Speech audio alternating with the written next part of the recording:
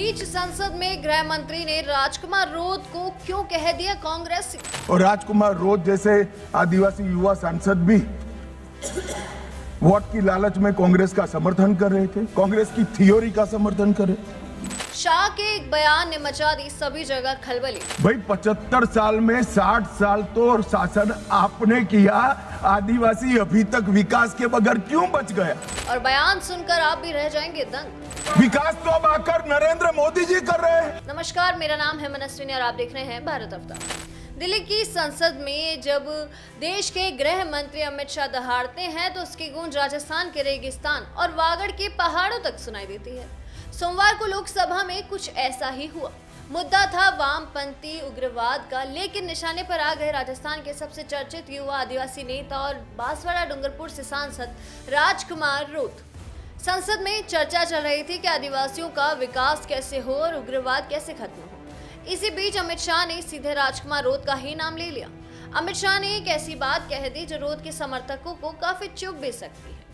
अमित शाह ने कहा कि राजकुमार रोध जैसे युवा सांसद भी वोट के लालच में कांग्रेस का समर्थन कर रहे हैं। वहीं शाह ने सीधा आरोप लगाया कि रोध उसी कांग्रेस की पुरानी थ्योरी का साथ दे रहे हैं जिसने 60 साल तक आदिवासियों को सिर्फ वोट बैंक समझा था और विकास से दूर रखा था। वहीं अमित शाह ने सदन में सवाल दाग दिया कि अगर कांग्रेस ने काम किया होता तो आज भी आदिवासी समाज विकास के लिए क्यों तरस रहा होता। अब समझिए कि अमित शाह ने राजकुमार रोध का ही नाम क्यों चुना।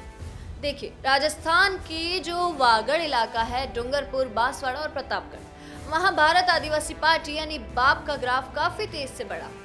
राजकुमार रोध वहां के युवाओं के आइकन बन चुके हैं। अमित शाह जानते हैं कि अगर राजस्थान में बीजेपी को अपनी पकड़ और मजबूत करनी है तो उन्हें बाप और कांग्रेस के इस अघोषित गठबंधन को वैचारिक रूप से तोड़ना होगा। और अमित शाह ने रोध को कांग्रेस की टीम का हिस्सा भी बताकर एक बड़ा सियासी दांव भी खेला है ताकि वो आदिवासियों के बीच ये संदेश भेज सके कि आपके नेता भी उसी कांग्रेस की गोद में बैठे हैं जिसने आपको पीछे रखा है हमेशा। वहीं शाह ने सिर्फ हमला नहीं किया बल्कि आंकड़े भी गिनाए। उन्होंने दावा किया कि प्रधानमंत्री नरेंद्र मोदी के कार्यकाल में उग्रवाद प्रभावित जिलों की संख्या कम हुई है और आदिवासियों को मुख्य धारा से जोड़ा गया है। उन्होंने साफ कहा कि उग्रवाद खत्म करने का रास्ता बंदूक नहीं बल्कि विकास है और ये विकास बीजेपी दे रही है, ना कि कांग्रेस। मैं आज पूछना चाहता हूं, अभी कांग्रेस के लोग बहुत जोर जोर से आदिवासी का विकास नहीं हुआ, विकास नहीं हुआ, विकास नहीं हुआ कहते थे।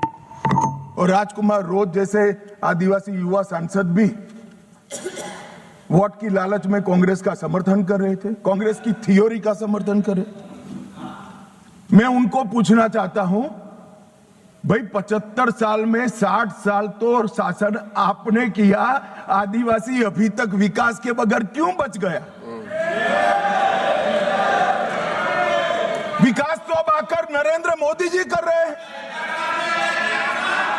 60 साल तक उसको घर नहीं दिया। शाह के इस बयान के बाद राजस्थान के सियासी गलियारों में भूचाल आ गया।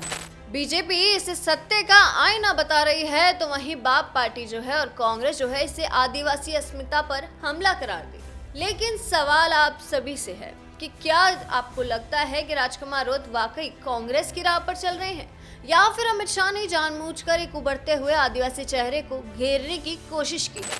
अपनी राय हमें कमेंट बॉक्स में जरूर दीजिएगा और ऐसी तमाम खबरें और अपडेट्स के लिए देखते रहिएगा भारत अवतार। धन्यवाद।